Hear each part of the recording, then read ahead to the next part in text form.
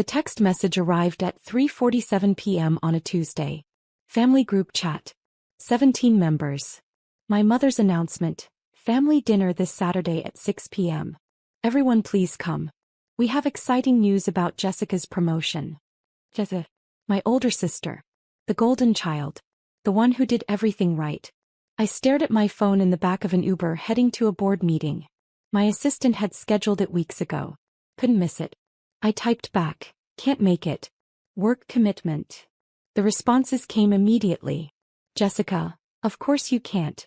What could possibly be more important than family? Mom, Sarah, this is Jessica's big moment. Surely your little job can wait. My brother Derek, I'm rearranging my entire schedule. You can't do the same. Dad, very disappointed in you, Sarah. I put my phone in my bag. I'd learned years ago that explaining was pointless. They'd made up their minds about me a long time ago. The Saturday dinner happened without me. I spent that evening reviewing Q3 projections with my CFO. LifeBridge Systems was about to close our Series D funding round. $340 million. Valuation climbing to $1.8 billion. We were 3 months from launching our breakthrough cardiac monitoring system that would revolutionize post-surgical care. But my family didn't know any of that. To them, I worked in healthcare tech. Whatever that meant. It started when I was 23. Fresh out of MIT with degrees in biomedical engineering and computer science. I'd been recruited by 6 companies. Offers ranging from $180,000 to $240,000. Instead, I chose a small medical device startup in San Francisco. Salary, $75,000. Equity, 2%. My family was horrified. You're throwing away your education, Dad said at Sunday dinner. He was a regional sales manager for a pharmaceutical company. Made $140,000 a year. Thought, respectable. Safe. MIT graduates don't work at startups, Mom added. She taught high school chemistry. Between them they made about $210,000. They owned their home. Had retirement accounts. Did everything by the book. Jessica had graduated from Penn State 2 years earlier with a business degree. She'd landed a job as an associate product manager at a mid-sized medical supply distributor. Started at $68,000. By the time I graduated, she was making $82,000 as a senior associate. Your sister has benefits, Mom reminded me constantly. Health insurance. 401k matching. Paid time off. What do you have? I had equity in a company no one had heard of. Stock options that might be worthless. 16-hour days in a warehouse converted into office space. Ramen for dinner 4 nights a week. But I believed in what we were building. Dr. Chen, our founder, had lost his wife to a postoperative complication that should have been detected earlier. He'd spent 8 years developing a wireless monitoring system that could predict cardiac events before they became critical. The technology was brilliant. The execution was chaotic. But we were onto something real. 3 years later, that startup was acquired by a larger medical device company for $180 million. My 2% became $3.6 million after taxes. I was 26 years old. I didn't tell my family about the acquisition. They knew I'd changed jobs, but assumed it was just another lateral move in my unstable career path. Jessica had just been promoted to product manager. Salary, $95,000. Mom threw her a party. Invited 37 relatives. I used my acquisition money to start LifeBridge Systems with 2 former colleagues. We'd identified a massive gap in remote patient monitoring. Hospitals were losing patients to preventable complications because continuous monitoring ended when patients went home. We built an AI-powered system that could detect subtle changes in cardiac rhythm, blood pressure, and oxygen levels. Our algorithms could predict heart attacks, strokes, and pulmonary embolisms an average of 47 hours before traditional symptoms appeared. We started in my apartment. 3 founders, sleeping 4 hours a night, living on pizza and ambition. 2 years later we had FDA approval for our first device. 4 years later we had contracts with 147 hospitals across 18 states. 6 years later we had 412 employees, $180 million in annual revenue, and venture capital firms fighting to invest in our Series D round. But at family dinners when someone asked what I did, I said, I work in healthcare tech. And my family nodded politely and changed the subject to something more interesting. Like Derek's new title as operations manager at a logistics company. Or Jessica's latest achievement, senior product manager. Salary, $118,000. The dinner I missed turned out to be exactly what I expected. My cousin Rachel sent me photos afterward. Jessica standing in my parents' living room, holding a champagne glass, making an announcement. She'd been promoted to Director of Product Strategy. Salary, $142,000. First time anyone in our immediate family had broken $140,000. We're so proud of you, Mom said in the photo, arm around Jessica's shoulders. Dad raised his glass. To our successful daughter. Derek posted on Instagram, sister crushing it in the corporate world. Some of us are out here making it happen. The caption felt pointed. I liked the post and moved on. 3 weeks later, another family dinner. This time I could attend. Sunday at 5 p.m. I arrived 15 minutes late because a crisis call with our lead investor ran long. We were finalizing terms for the Series D. I'd spent 90 minutes on Zoom negotiating valuation. I walked into my parents' house wearing jeans and a sweater. Jessica was in business casual. Blazer. Pressed pants. She looked like she'd come from the office, even though it was Sunday. Nice of you to show up, she said when I walked into the kitchen. Traffic was bad, I lied. From where? Don't you work from home? I had a meeting. On Sunday. She raised her eyebrows. Must be important. Mom called us to the table. Pot roast. Mashed potatoes. The same meal she'd been making for 23 years. We sat. Dad said grace. We ate. So, Sarah, Derek said after 10 minutes of small talk. What exactly do you do? Like day to day? I'd been asked this question 17 times over the years. My answer was always the same. I work on medical monitoring systems. Software and hardware integration. Patient data analysis. That sounds very technical, Mom said in a tone that meant she had no idea what I was talking about and didn't care to learn. It is, I said. Do you manage anyone? Derek asked. I managed 412 employees. I had 7 direct reports, including our CTO, CFO, and VP of Clinical Operations. A few people, I said. A few. Jessica laughed. That's adorable. I manage 15 people now. Full P&L responsibility. $47 million budget. It's intense. That's impressive, I said. And I meant it. Jessica was good at her job. She worked hard. She'd earned her success. What's your budget? Derek asked me. I don't really work with budgets, I said. Which was technically true. I didn't work with budgets. I approved them. Our operating budget for the year was $96 million. So you're more of a technical person, Dad said. Not really management track. Something like that, I said. Jessica sipped her wine. There's nothing wrong with being an individual contributor, Sarah. Not everyone can handle leadership responsibilities. I cut my pot roast and said nothing. How much are you making these days? Derek asked. If you don't mind me asking. I did mind. But the question hung in the air. Enough, I said. She probably makes, what, 90? 100. Jessica guessed. Tech jobs pay well, but without management responsibility, there's a ceiling. I'm comfortable, I said. My salary was $285,000. Plus equity. Plus bonuses. My net worth was approximately $47 million between my acquisition windfall, my LifeBridge equity, and investments.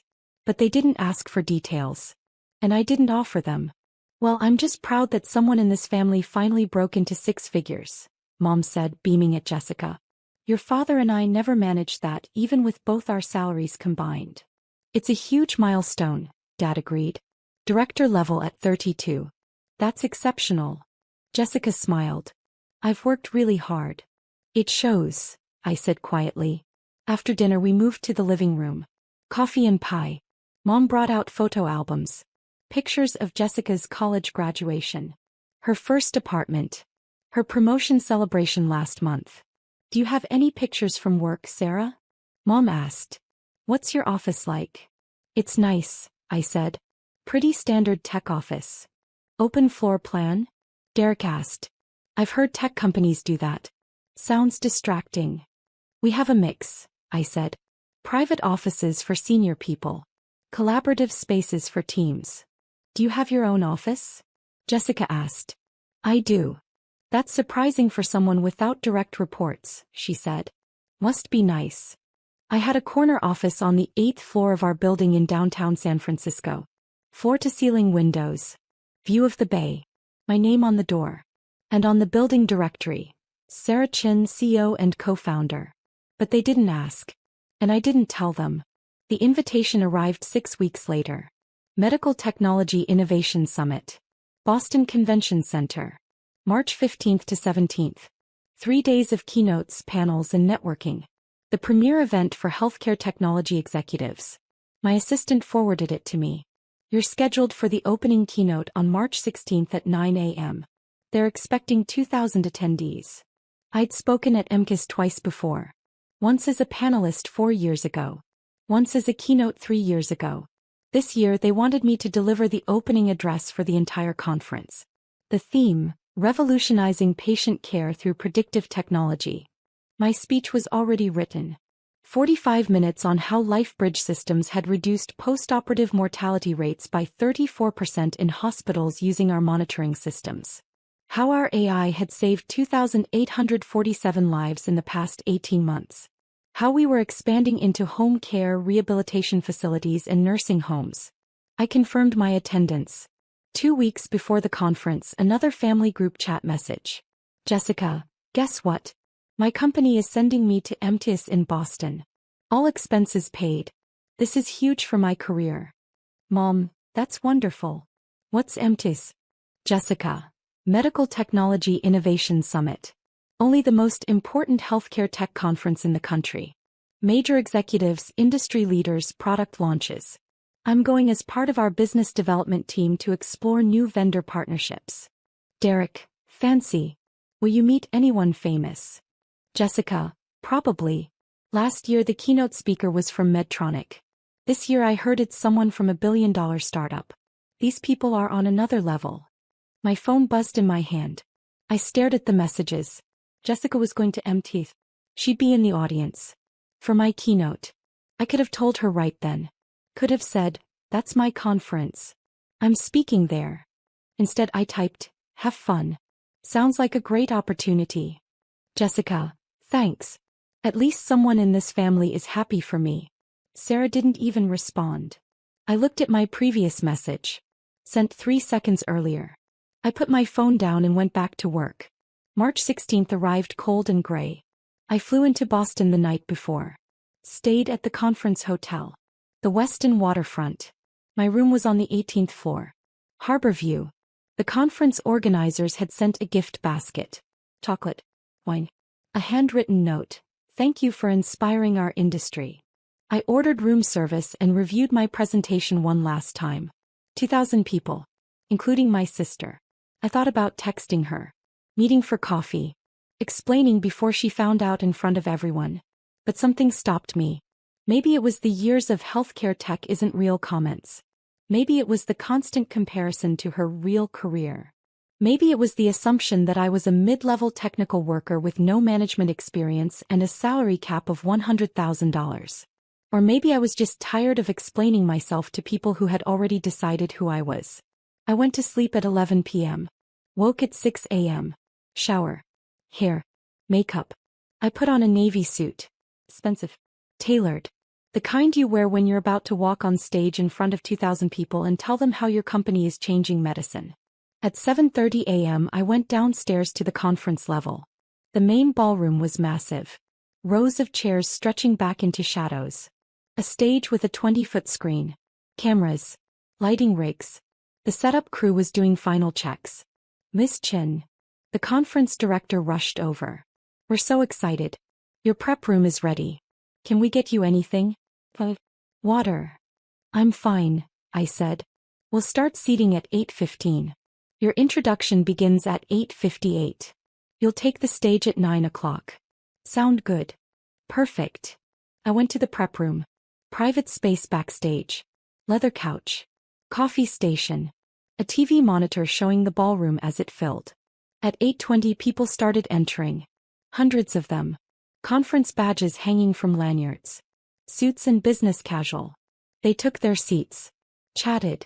Checked their phones. At 8:35 I saw her. Row 7. Seat 12. Jessica. Wearing a burgundy dress and blazer. Hair perfectly styled. He was with 4 colleagues. All wearing matching company badges. He was laughing. Animated. Excited to be there. She had no idea. My assistant knocked on the door. 5 minutes, Ms. Chin. I stood. Smoothed my suit. Checked my reflection one last time. The conference director appeared. Ready. Ready. He walked me to the side stage entrance. The lights were dimming in the ballroom. The screen behind the stage showed the MTS logo. A voice came through the speakers. Good morning and welcome to the Medical Technology Innovation Summit. We have an incredible program lined up for you over the next 3 days. To open our conference, we're honored to welcome a leader who has fundamentally transformed how hospitals monitor and protect their patients. I watched the screen from backstage. My photo appeared. Professional headshot. Below it, Sarah Chin, CEO and co-founder LifeBridge Systems. After earning dual degrees from MIT in biomedical engineering and computer science, Sarah Chin co-founded LifeBridge Systems 7 years ago with a revolutionary vision. What if we could predict medical emergencies before they happened? I saw Jessica in row 7. She was looking at the screen.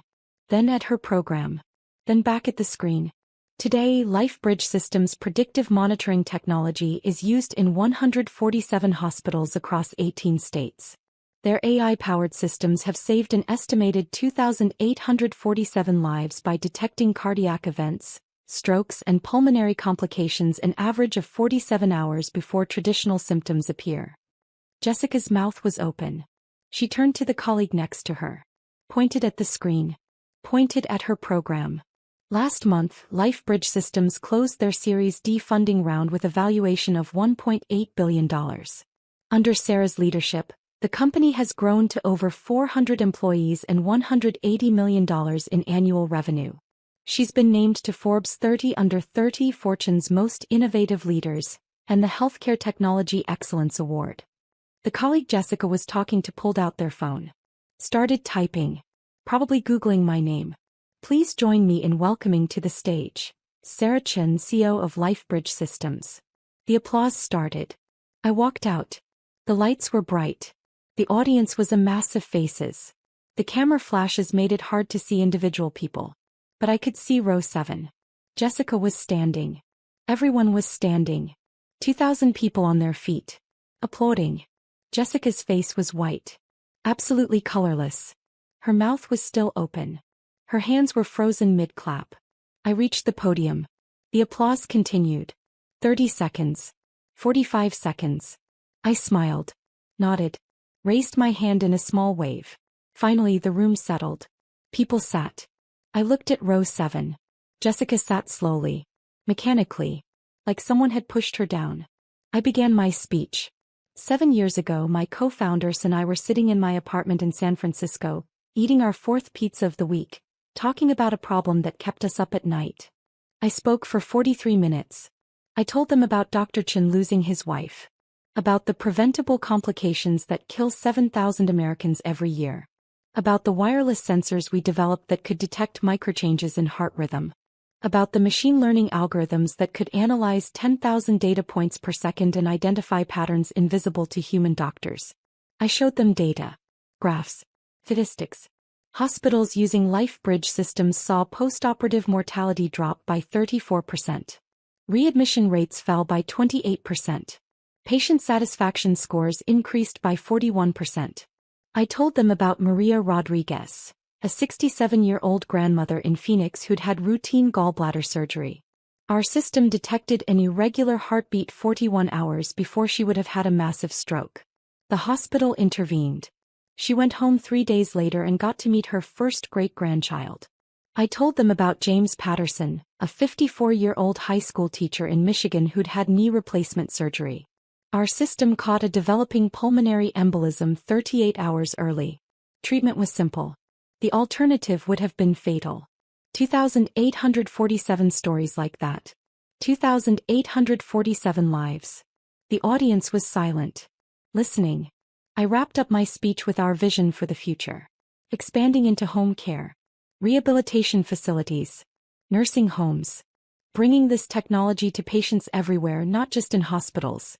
We started LifeBridge Systems because we believed one simple thing. Technology should serve humanity.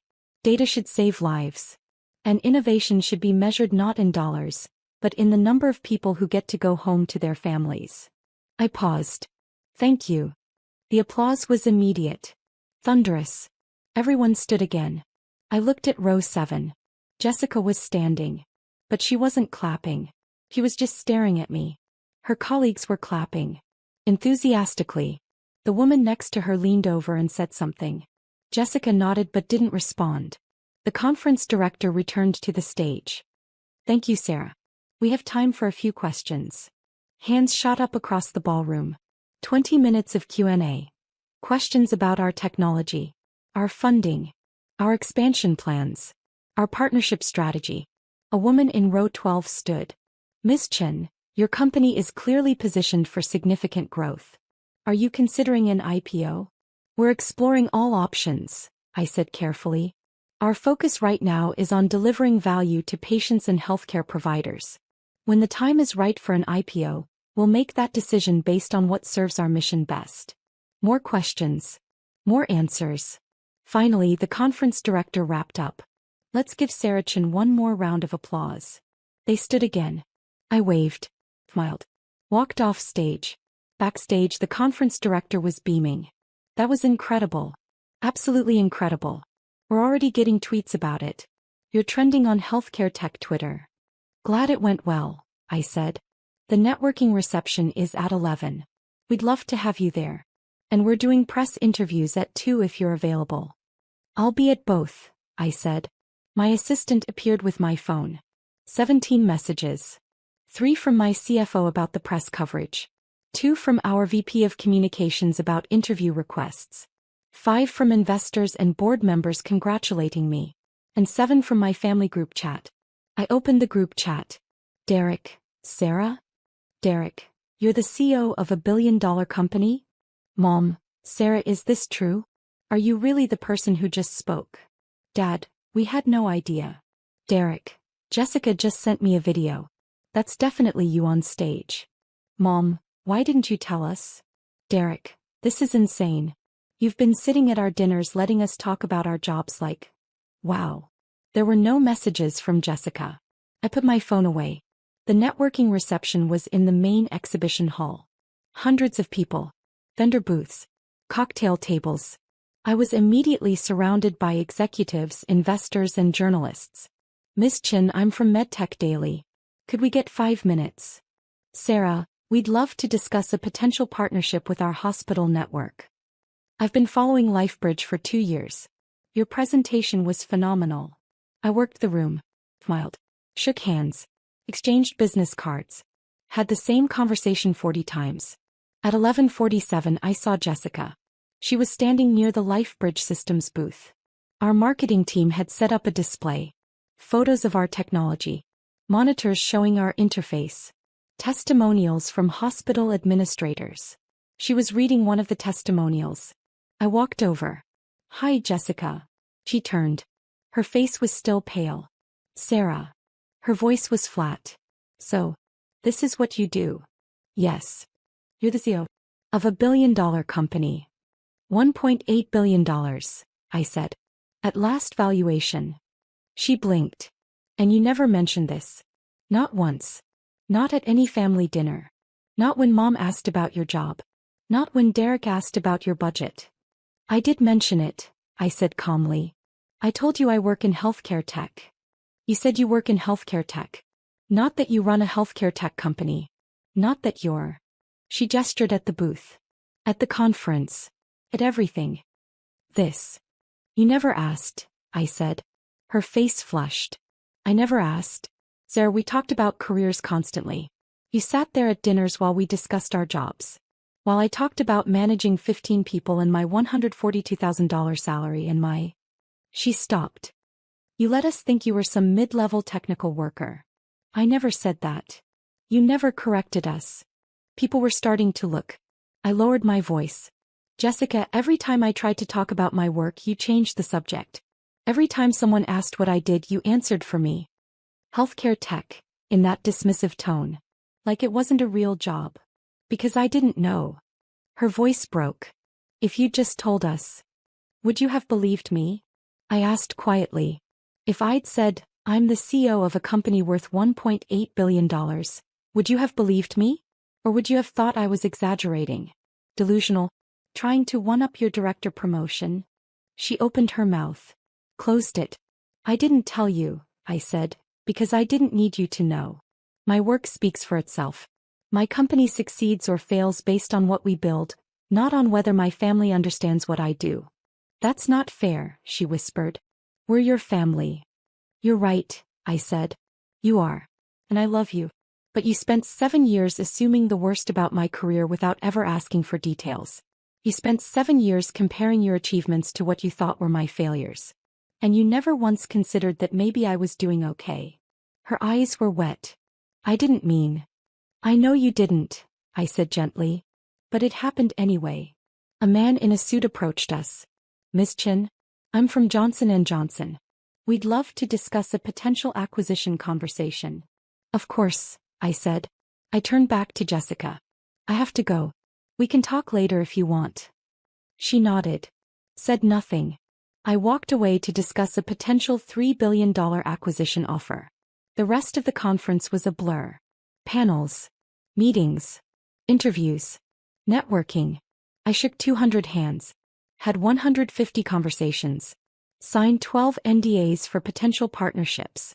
Jessica and her colleagues attended several sessions.